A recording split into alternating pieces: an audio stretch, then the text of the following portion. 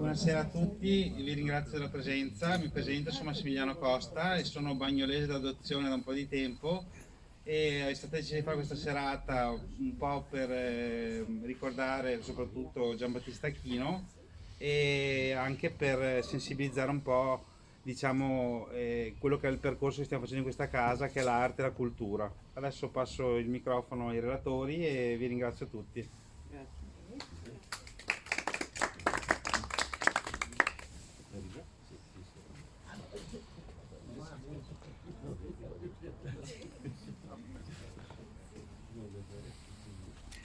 Aspetta che lo sposto un po'.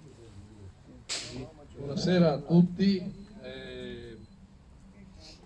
È una situazione ambientale un po' particolare, diciamolo, perché fa un po' freschino, però questo rende ancora di più, dà ancora più valore al piccolo miracolo di questa serata, la dimostrazione di quanto la cultura, anche quella più minuta, con al centro il territorio, può avvicinare la gente a riscoprire delle cose che magari aveva anche davanti agli occhi fino a pochi anni fa, visto che Giovanni Battista Chino non è mancato, è mancato circa 20 anni fa, e quindi questa voglia di scoprire, di saperne di più, sia sulla sua figura, sulla sua vita, sulla sua opera, ma anche per inquadrarla, ecco, nel contesto di Bagnoli, che è un centro particolarmente ricco sotto il profilo storico, artistico, ma anche sociale. Ci troviamo qui vicino a Villa Widmans, che è stata un po' il centro della vita anche economica, oltretutto, e su cui lo stesso Chino ha indagato in modo particolare, sempre con la passione dello storico. Lui che in fondo era un autodidatta e non aveva in realtà l'obiettivo di produrre quello che poi in realtà ha prodotto, perché molti dei suoi saggi fortunatamente sono stati raccolti, sono diventati anche un prezioso, hanno un prezioso corredo così, editoriale. Questi libri che mi sono stati mostrati questa sera ne sono la dimostrazione. Sappiamo però che lui era soprattutto un grande collezionista, un ricercatore di documenti, e sappiamo anche che c'era proprio in questa casa dove lui nacque nel 1927, diciamo, c'era molta documentazione che magari è ancora recuperabile, quindi questo è anche uno degli auspici, uno dei motivi che ha spinto tutti noi a essere presenti questa sera, grazie a questa bella iniziativa che Diego, Massimiliano, l'assessore, insomma tutti, Bruno Suman, che sono presenti questa sera per parlare un po' di Chino. Quindi ecco, credo che bisogna anche sfruttare l'energia positiva che nasce da una serata così, perché io sono convinto che la storia si racconti anche proprio dal basso. La grande storia l'abbiamo ereditata da tutta una serie di documenti, di archivi, ma la storia minuta, quella proprio come dire, che parte così dalla gente, è quella che ci raccontano persone come lui, appassionati, ricercatori. Poi sappiamo che tra l'altro è vero che non ha scritto molto, ma è vero altresì che ha orientato le scelte di molti studenti che poi hanno approfondito ulteriormente le sue ricerche, le sue scoperte. Quindi possiamo dire che, insomma, Battista Chino è stato anche un grande divulgatore, un animatore culturale, e credo che forse, se esiste un collegamento, insomma, anche al di là della dimensione materiale, lui questa sera è presente, lui possa anche apprezzare molto, ecco, quello che è stato organizzato in questa sede, in una serata addirittura all'aperto, una serata particolarmente suggestiva in questa casa, in questo giardino, con questo questo contesto di primo autunno che durante la festa di Bagnoli, insomma, ci sono molte suggestioni. Ecco, sui contenuti io lascerei la parola a chi lo ha conosciuto anche di persona, lo ha conosciuto meglio, però insomma darei a questo incontro anche un po' la formula del talk, quindi magari con la possibilità di intervenire, di portare dei contributi anche da parte vostra, visto che se siete qua evidentemente avete conosciuto o avete sentito parlare di Giovanni Battista Chino. Io lascerei la parola all'assessore Loris Suman Loris Roncon per dare anche così una come dire, perché anche l'amministrazione comunale dicesse cosa pensa di questo patrimonio da valorizzare. Loris, prego. Sì, grazie. Grazie e buonasera a tutti. Io credo che, e vedo nei vostri occhi, secondo me, due sentimenti. Uno gioia e una commozione. E gioia per essere qua a casa di Giambattista Bat, come lo chiamavamo, a parlare di lui, è una cosa che a me riempie e commuove. E quindi grazie a Massimiliano, grazie a voi e a tutti gli amici che hanno partecipato a organizzare questo momento. E commozione perché Giambattista fa parte della nostra vita, di molti di noi, ma fa parte della vita di Bagnoli. Se molti di noi conoscono Bagnoli, amano Bagnoli, lo dobbiamo a Giambattista. E Giambattista era una persona particolare, particolare in tutti il suo modo di fare, il suo modo di essere, particolare nello stile di vita. Giambattista non aveva fatto gli studi come intendiamo noi, ma sapeva molti di più di quelli che avevano fatto gli studi. Tanto per dire, lui sapeva il tedesco, si aveva il tedesco. Non è venuto stasera Luigi Polo, eccolo qua, ma vi racconterà un fatto che dopo Luigi, insomma, che particolare di come era Giambattista. Se guardate le prime 5 righe di prefazione del suo libro, gli autori dedicano 5 righe a Giambattista, dicendo che tutto quello che hanno scritto e fatto lo devono a Giambattista, tutto il materiale che ha fornito Giambattista. Giambattista era uno che dava agli altri, scriveva poco ma preferiva fare ricerche e dare. Nel 2018 abbiamo fatto in teatro un incontro Bagnoli visto da Giambattista e c'erano due personaggi, Andrea Calore, che è l'autore di questo libro, e Ferruccio Sabiò. Ferruccio Sabiò è un altro personaggio particolare che ha scritto molto, che era di casa qua, veniva e con Giambattista era un binomio che ha dato molti frutti. Giambattista poi era uno particolare perché potremmo dire come Kant l'orologio di Kolsberg, uno sapeva che ore sono vedendo passare Giambattista. Il modo di Giambattista era lavoro, che non era lavoro nei campi, i suoi erano proprietari terrieri, avevano la cavana e mi diceva anche le bisse in Finco, che poi sono sparite perché quando andava Giambattista nell'osteria dove mi avevano, dicevano che quando gli operai vedevano che Giambattista andava in campagna erano tutti contenti perché potevano anche stare seduti, che tanto andava bene, insomma lui aveva i suoi libri e quello era il suo modo di condurre la campagna, disastroso. Invece era molto più produttivo quando era a casa e faceva le sue ricerche.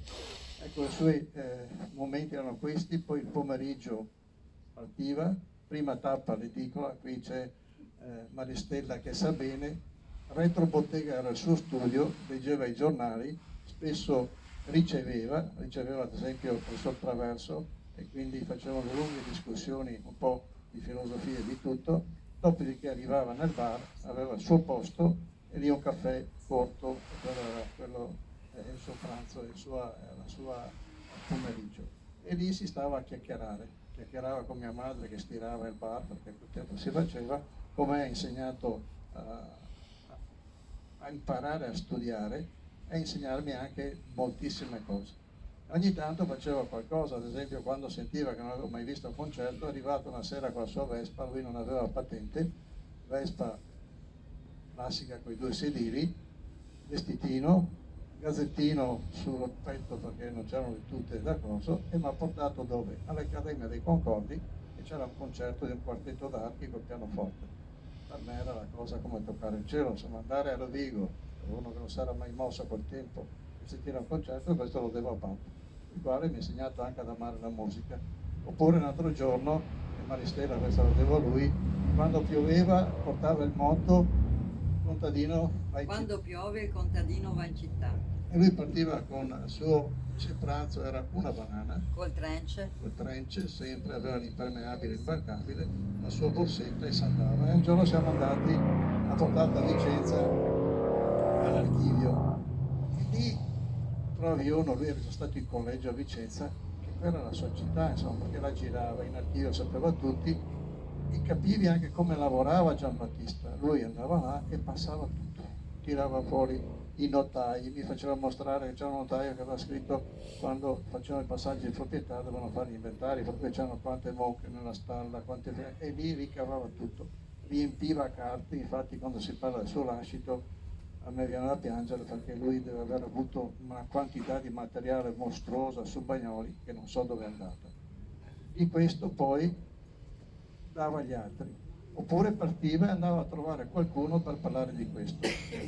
Oppure una sera, ad esempio, allora avevo la macchina, mi ha portato da Ferruccio, a casa di Ferruccio, lì si stava con le diapositive perché non c'erano certo i PC e altro, ed è stata l'unica volta che i miei mi hanno redarguito molto pesantemente, perché siamo arrivati a casa alle 4 di mattina, avevano telefonato ai carabinieri, non c'erano i cellulari e altro, e con Giambattista e Ferruccio questo era normale, insomma, perché si passavano tutte le diapositive, perché l'abbiamo visto tutti i casoni del Piovese e lui parlava e Giambattista correggeva il portare. Con questo era Giambattista. Ed è una grossa perdita per Bagnoli, perché ha fatto scuola, si parlava prima che tantissimi studenti venivano qua, gli dava materiale, gli dava altro e non pretendeva mai niente in cambio, perché la sua soddisfazione era questa. Oppure la soddisfazione, un giorno mi ricordo nel bar, non so se avete provato a leggere un manoscritto, una roba da intensa, e lui si metteva lì con certosino e riusciva poi a tradurlo, tra virgolette, in italiano e rendere accessibile anche chi non era del mestiere, e questa era la sua gioia. Quindi grazie a Massimiliano per questo, a chi l'ha voluto, e io spero che questo sia l'inizio di una serie di incontri per riscoprire Giambattista, ma soprattutto per riscoprire quello che lui ha lasciato della storia, che non è ancora stato pubblicato. Non ha pubblicato tantissimo, però se vedete le bibliografie trovate tantissimo riferimento a Chino, a tutto quello che lui ha dato, e questo è il peso di quanto è importante Giambattista per Bagnoli.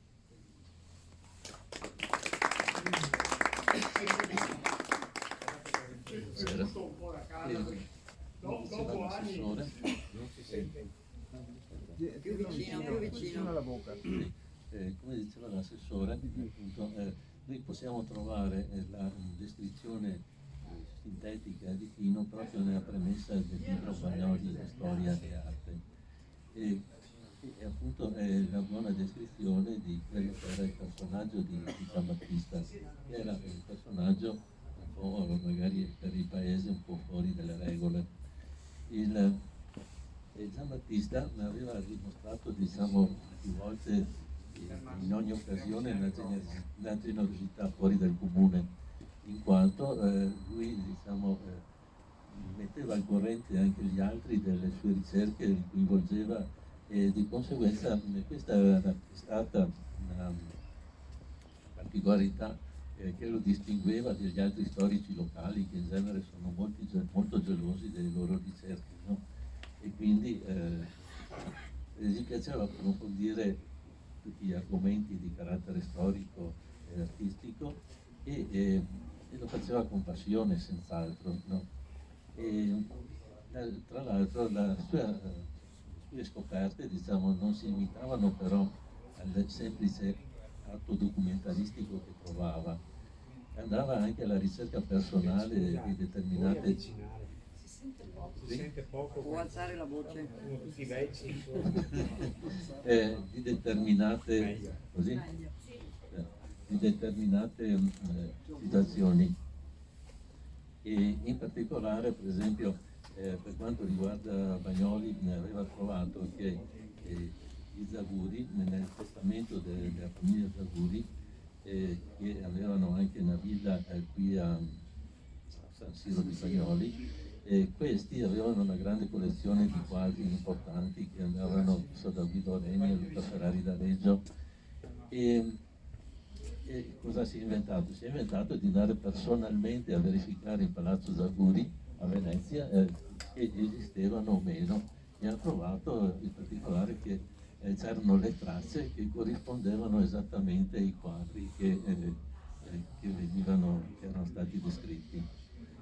E altri suoi interventi, oltre che sui libri, li troviamo nella Comunità Conservana, che è stato il mensile che è stato prodotto ancora tra gli anni 60 e l'inizio degli anni 70 a Conselve.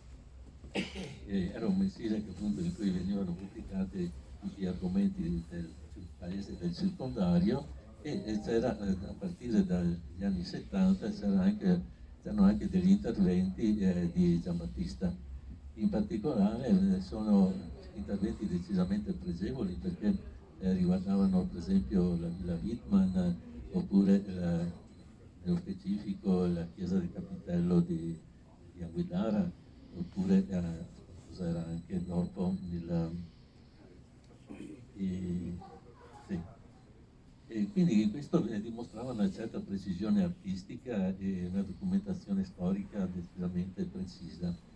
Nell'illustrazione del palazzetto Wittmann, che troviamo nella Comunità Conservana del febbraio 72, è talmente descritto bene che sembra un critico d'arte, e constatando il degrado in cui versava l'edificio in quel periodo, fa una sua sconsolata considerazione di fondo che vale la pena di riportare. Ciò che tipicamente distingue l'ambiente dell'area depressa è la sfiducia e la reciproca disistima. L'intellettuale che vi ha residenza non è mai apprezzato senza gravi riserve. Le stesse riserve che potrebbe trovare, aggiunte a stupida ironia e compatimento, gli sollevasse la voce e invocasse aiuto per dare un nuovo volto a un vecchietto. Da queste righe comprendiamo che lo storico di paese, come poteva essere Giambattista Chino, soprattutto se faceva questa sua attività negli anni 70, incontrava delle grandi difficoltà, tra l'altro delle discriminazioni che diventavano ancora più evidenti e manifeste, soprattutto da parte degli amministratori comunali, che dimostravano una scarsa cultura e una certa arroganza nei confronti di questi argomenti, in quanto desiderosi esclusivamente di, secondo i loro intendimenti, di razionalizzare l'ambiente e le costruzioni, e soprattutto fare questo in base a criteri di economicità. Non dimentichiamo, per esempio, tanto per fare un esempio non lontano da Bagnoli, che all'inizio degli anni 70 l'antica vicaria di Conselve, costruita nel 1404, viene demolita e sostituita con una brutta copia in cemento armato, diciamo che è quella attuale, che però non è più lo stabile originario con gli affreschi del Cinquecento al suo interno. Quindi questo tanto per dare l'idea del tipo di amministrazioni che ci si trovava di fronte. Tuttavia, appunto, con coraggio e determinazione riuscì a portare avanti la sua testimonianza negli ultimi anni anche con l'associazione Il Moraro, e ottenere dei risultati come a salvaguardia e consapevolezza dei cittadini di Bagnoli e delle persone che incontrava, come diceva anche l'assessore poco fa, e ha portato forse a un piccolo cambio di mentalità da parte dei bagnolesi e anche degli abitanti della zona.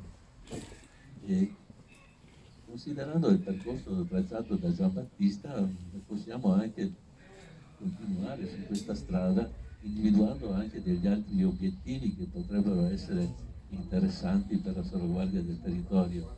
In particolare potrebbe essere la tutela e la conservazione di tutte o quasi tutte quelle che restano, le antiche case del monastero del Santo Spirito di Bagnoli, che sono in numero numeroso, e la maggior parte sono là abbandonate al degrado. Oppure un altro obiettivo, questo qua un po' più vasto per conservarlo, potrebbe essere la costituzione del museo, un museo che raccoglie queste testimonianze di tutto il territorio. Ecco, teniamo presente che ancora adesso il Conselvano è l'unica zona del Padovano e anche del Basso Veneto che non ha questo museo, a differenza di tutte le altre zone del territorio, anche e soprattutto del Polesine. E questo spirito di ricerca e di desiderio di conoscenza forse lo avvicinava anche a un suo grande antenato, che si chiamava Eusebio Chino, padre gesuita e missionario, nato nel 1645 e morto nel 1711. Questo gesuita è un personaggio molto interessante, quindi come vediamo in questo momento la piccola storia di Bagnoli, di Giambattista, diventa forse la grande storia, perché Eusebio Francesco Chino, che ha modificato il suo cognome Chino con la K perché in spagnolo voleva dire qualcosa che probabilmente non gli piaceva, adesso non saprei dire cosa, comunque l'ha modificato lui. Ecco, è stato un grande personaggio per la storia dell'America. In particolare lui diventa missionario nel Messico settentrionale, nello stato di Sonora, dove comincia a fondare una prima missione nel 1687. E da là si espande, diciamo, un po' alla volta fino ad arrivare a raggiungere le 27 missioni che create fino all'Arizona. E lui si rende diciamo, interprete delle sofferenze degli indiani e cerca di migliorare le loro condizioni di vita creando diciamo, delle situazioni di sviluppo economico per il territorio, fa conoscere l'allevamento a questi indiani dopo la lavorazione del ferro e introduce tutta una serie di coltivazioni che prima non erano effettuate, questo sempre tramite le missioni. Si mette anche diciamo, in opposizione al governo spagnolo perché allora il Messico e parte di quella che sono gli Stati Uniti meridionali, dalla California all'Arizona e Nevada, era un territorio sempre spagnolo, erano colonie spagnole sotto il nome di Nuova Spagna. Perché appunto il governo spagnolo voleva utilizzare gli indios, gli indiani in questo caso, d'America per farli lavorare nelle miniere d'argento, ovviamente sfruttandoli in modo. Oltre che diciamo, avere questa vocazione per andare incontro alla popolazione del posto, era anche uno scrittore. Lui è il primo che codifica gli usi e le tradizioni degli indiani di questo territorio e non solo, era anche un astronomo, aveva passione per la matematica e anche un cartografo. In particolare lui scopre che viene definito un po' come lo scopritore della Bassa California. Fino a quel momento si riteneva che la Bassa California fosse un'isola, meglio non si rendeva conto che in realtà era anche un'isola.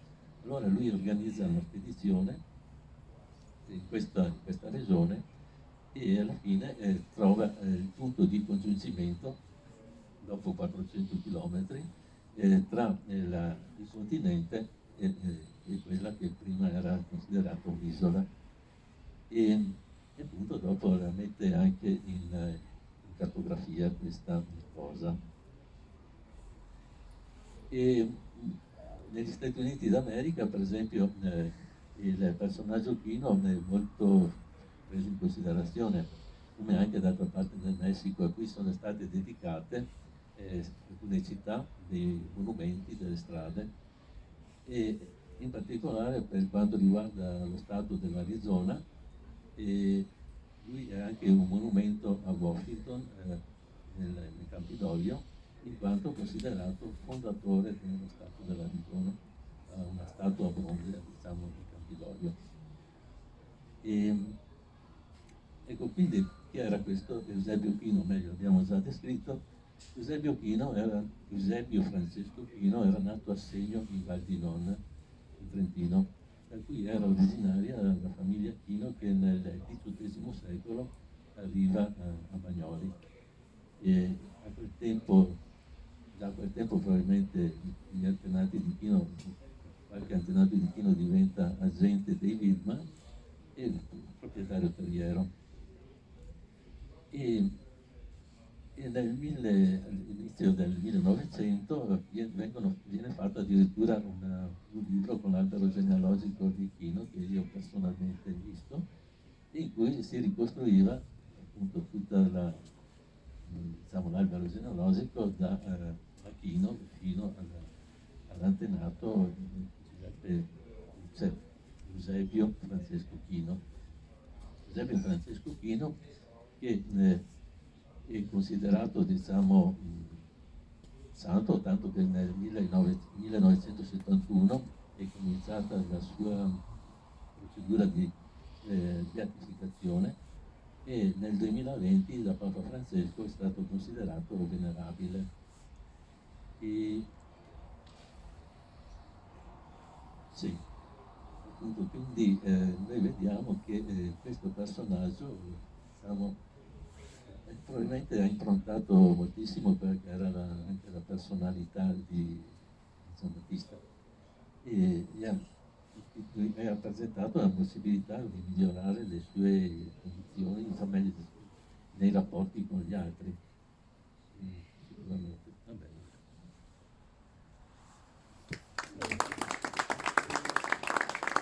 Se mi permettete, ritornerei prima di dare la parola ad Angelo Rasi, che conosce l'altra faccia di Giambattista, perché con lui ha passato ore a curare i bagolari, che era l'albero che Giambattista amava e regalava a tutti, perché per lui era il segno del nostro territorio. Ma chiamerei il professor Luigi Serini, il professor Polo. Polo è l'equivalente più anguillara secondo me, di Chino di Bagnoli. A lui dobbiamo molto, al di là della via Romeo Germanica, per cui è famoso, oltre che essere Cavaliere del Merito della Repubblica, e questo ormai è un titolo che non si possono tirare via, ma ha sempre avuto, come Giambattista, la capacità di cercare di far vivere che noi, famoso, siamo giganti perché siamo sulle spalle, siamo un'anima, siamo sulle spalle dei nostri che ci hanno preceduto, insomma, quindi perdere la storia vuol dire perdere l'identità. Prego Luigi.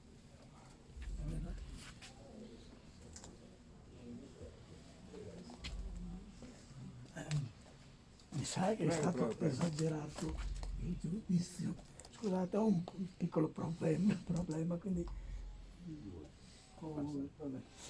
il tappo.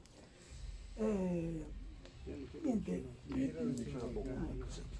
Allora, io ho conosciuto Chino Giambattista, ero ragazzo in sostanza, e non so come l'ho conosciuto, probabilmente me l'ha presentato Ferruccio Sabbion, con il quale già avevo un rapporto di amicizia. E io non sono uno studioso, un umanista, io sono semplicemente appassionato e probabilmente Giambattista capiva queste cose, perché se mi veniva a trovare, voleva dire che insomma aveva anche lui soddisfazione perché l'ascoltavo, ecco, provo ad andare un po' più piano. Allora, tante cose mi ha fatto conoscere, però ce n'è stata una in particolare che ancora adesso mi è utile e cerco di spiegarci. La settimana scorsa, l'altra settimana, ad Anguillara è stata fatta una mostra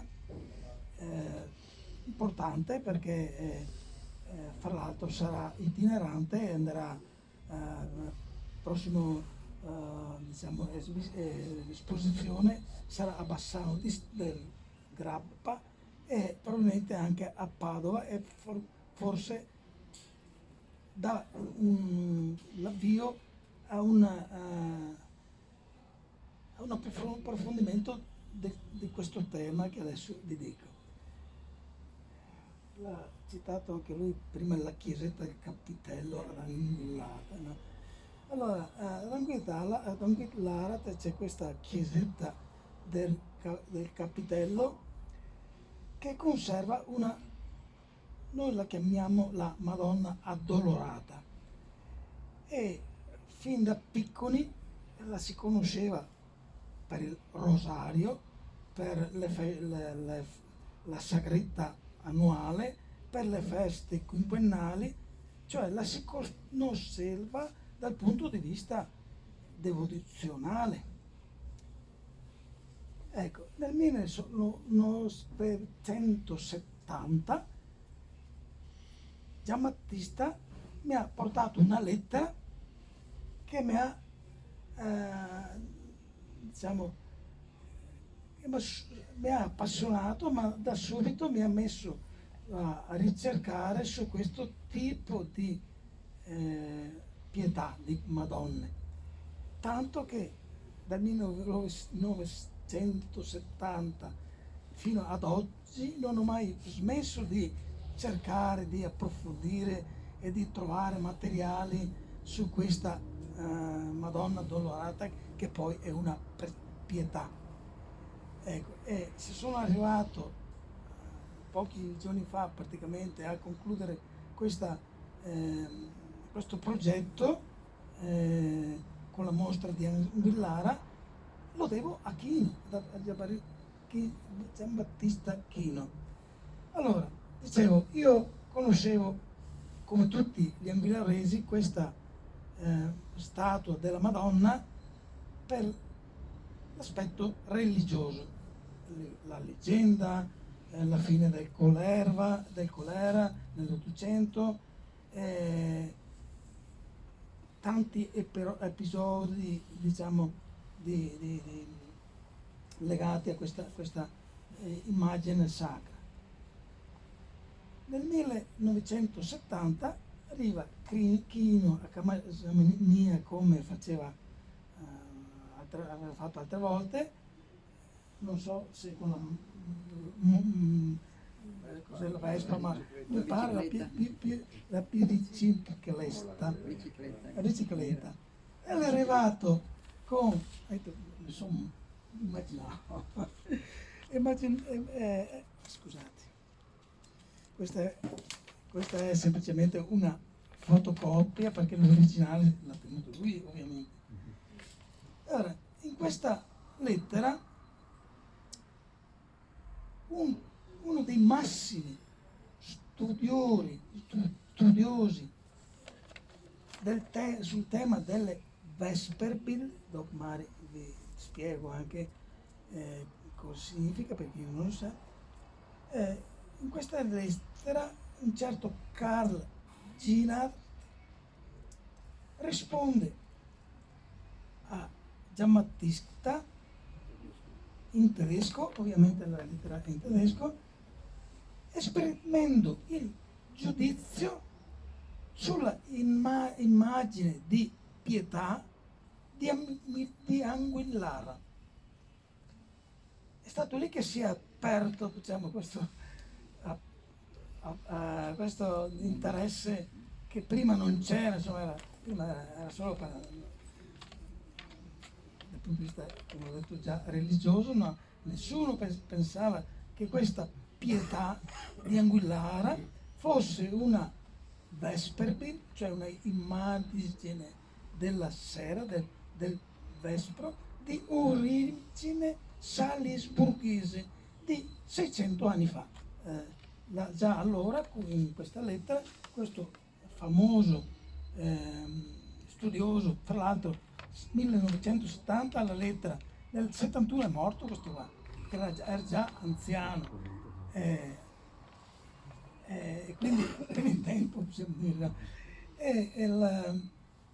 Appunto dice in questa lettera, ma il merito è di Giambattista, che chissà come ha conosciuto questa persona, gli ha mandato un'immagine della pietà di Anguillara, e da lì, insomma, questo giudizio ha aperto un mondo, si può dire, no? Chi è che io non sapevo che le pietà sono nate in Germania e in Austria. Tutti noi conosciamo la pietà di Michelangelo, ma Michelangelo è venuto dopo. La pietà è nata in Germania, nelle regioni, diciamo, tra la Germania e l'Austria, è nata come raffigurazione della madre col figlio morto. Questa immagine non era neanche conosciuta nei Vangeli, cioè è un'immagine che è nata nel Medioevo e che grazie a questi artigiani, questi artisti, non so come chiamarli, insomma comunque attraverso queste raffigurazioni da inizio 300, poi sono poi evolute fino ad arrivare a quelle immagini tipo quella di Lara, appunto, che sono da una parte hanno ispirato, hanno raccolto la devozione, dall'altra hanno lasciato un tipo d'arte che ancora adesso ha, diciamo, questo, fra virgolette, successo, perché diversi studiosi hanno scritto, approfondito, catalogato, ecco, io adesso seguo questo, ma tutto è nato da Giambattista Chino.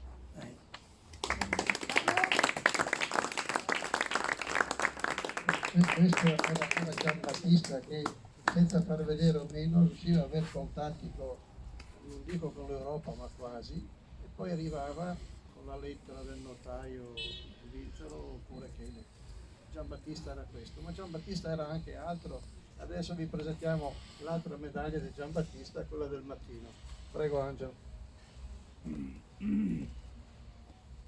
Grazie, buonasera. Io sono stato coinvolto come amico, ma a Bagnoli Giambattista aveva molti amici. Mi viene da pensare sicuramente alla vicinanza che ha avuto con Maristella e la famiglia della Maristella. Diciamo che forse io ho avuto a che fare con Giambattista come vicino di cesura. Adopero questo termine cesura proprio per un motivo specifico. Giambattista diceva sempre: bisogna conservare il dialetto, bisogna conservare i termini, i modi di dire, bisogna conservare gli aggettivi, perché fanno parte di un patrimonio, di una cultura che altrimenti nella massa, nella cultura di massa viene a perdersi. Con questo, diciamo, io potrei dire, per quanto ho avuto maniera di conoscere Giambattista, che era una persona di grande cultura, con la quale era molto bello parlare, scambiare notizie, fatti di storia, di cronaca anche del paese, della vita quotidiana che lui ricordava in gioventù e che ormai si è persa, ormai non è più consueta. E questo per me è stato un motivo di crescita di cui posso ringraziare. Altre cose non mi è semplice trasmetterle, però penso che tra tutti voi che avete avuto maniera di contattare, di sentire, di conoscere Giambattista, ognuno di voi abbia potuto avere almeno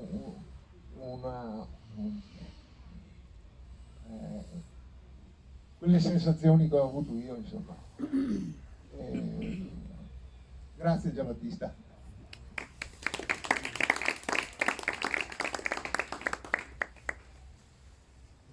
Direi che da quanto è emerso finora c'è la conferma dell'importanza di questa sera, perché si è cominciato proprio uno scavo nella memoria.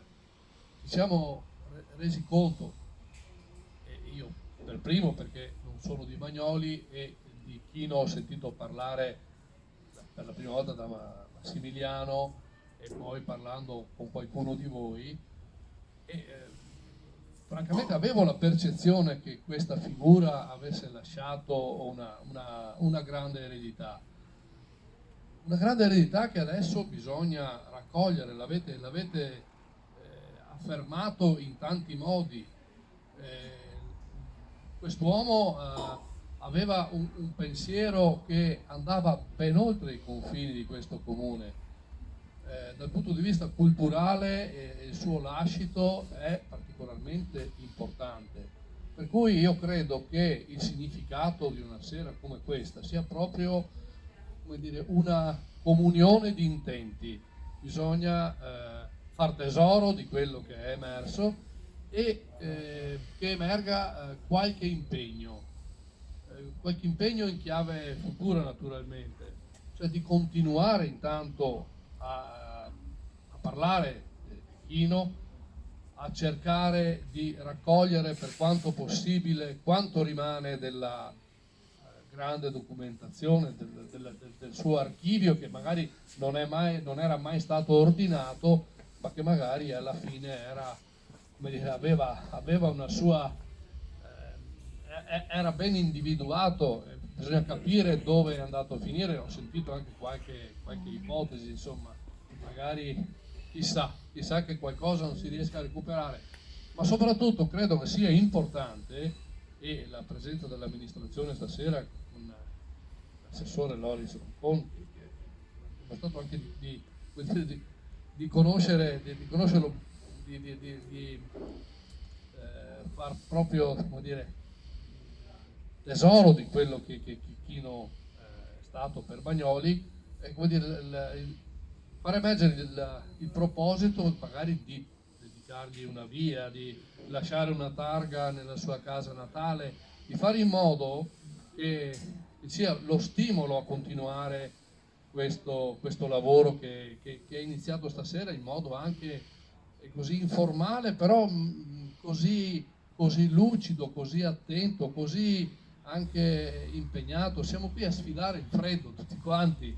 però ci stanno scaldando queste parole. Davvero c'è un clima, un'atmosfera che è proprio, ha in questa sua intimità anche una profondità, ed è molto bello esserci, anche per me che non sono di Bagnoli, ma sento che voi siete uniti da qualcosa che è molto legato all'anima di questo territorio, ed è quello che Giambattista Chino ha cercato di trasmettere con i suoi studi, ha cercato di portare a galla, affinché di Bagnoli non si parli soltanto attraverso i suoi grandi monumenti, le sue ville, i fatti storici ben noti, ma anche leggendo nella trama più minuta appunto della storia, di capire il contesto di vita, il contesto sociale, la vita anche dei contadini, se ne parlava prima. È una figura assolutamente centrale, perché, come dicevo all'inizio, la storia la sapeva raccontare dal basso. I suoi interessi spaziavano così tanto che lo portavano proprio un sistema di di scatola entrava in una, poi entrava in un'altra e si aprivano orizzonti, ed è molto bello inseguire questo pensiero e cercare di dargli anche una compiutezza. Io credo proprio che questa sera sia un inizio più che una fine, cioè ci si lascia proprio con questo intento. Assessore, che ne dici?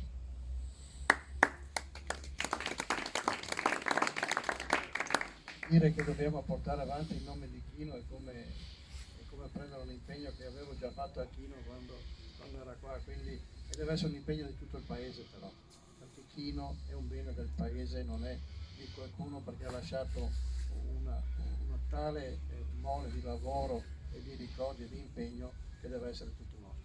Quindi grazie a Massimiliano, che paradossalmente non è di Bagnoli, ma ha fatto questo qua, e quindi grazie a tutti di essere qua da parte mia.